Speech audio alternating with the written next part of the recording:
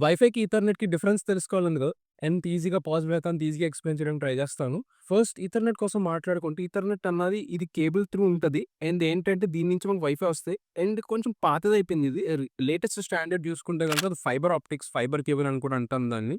So, అదొచ్చేసేటప్పటికి latest. But దీని గురించి కొంచెం చెప్పాలంటే గనుక ఎన్నో కంట్రీస్ అండ్ ఎన్నో కంపెనీస్ చాలా కష్టపడ్డాయి. మొత్తంలోని మనకి ఈథర్‌నెట్ ఆర్ ఫైబర్ కేబుల్స్ ఏవైతే ఉన్నాయో మొత్తంలోని ఇవన్నీ ఉన్నాయి.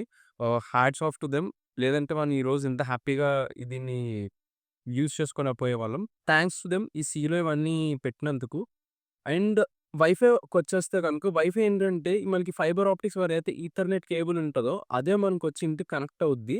అండ్ ఇంటికి కనెక్ట్ అయిన తర్వాత మనకు ఒక రౌటర్ ఆర్ ఒక మోడెమ్ అంటాము. దాన్ని కనెక్ట్ చేస్తారు. దాన్ని కనెక్ట్ చేసిన ఏవైతే సిగ్నల్స్ ఉన్నాయో వైర్‌లెస్‌గా ట్రాన్స్‌మిట్ అవ్వడం స్టార్ట్ అవుతాయి. బేసిక్ లేవన్ మెథడ్‌లో చెప్పాలంటే ఇంతే. రెండిటికి డిఫరెన్స్ వచ్చేసేటప్పటికి. మన సబ్‌స్క్రైబర్‌లో ఒకడు దీన్ని ఫోన్ కనెక్ట్ చేసుకోవచ్చా అని అడిగారు. ఫైబర్ ఆప్టిక్స్ గురించి నాకు పెద్ద ఐడియా లేదు కానీ, ఈథర్‌నెట్ అయితే కనెక్ట్ చేసుకోవచ్చు. బట్ టైప్ సి కేబుల్ కావాలి కాబట్టి అది కొంచెం కాస్ట్ అయితే ఎక్కువుంటది. 1000 ప్లస్ అయితే ఉంటది. అమెజాన్‌లో బుక్ చేసుకోవచ్చు. మనం కనెక్ట్ చేసి అయితే వాడుకోవచ్చు.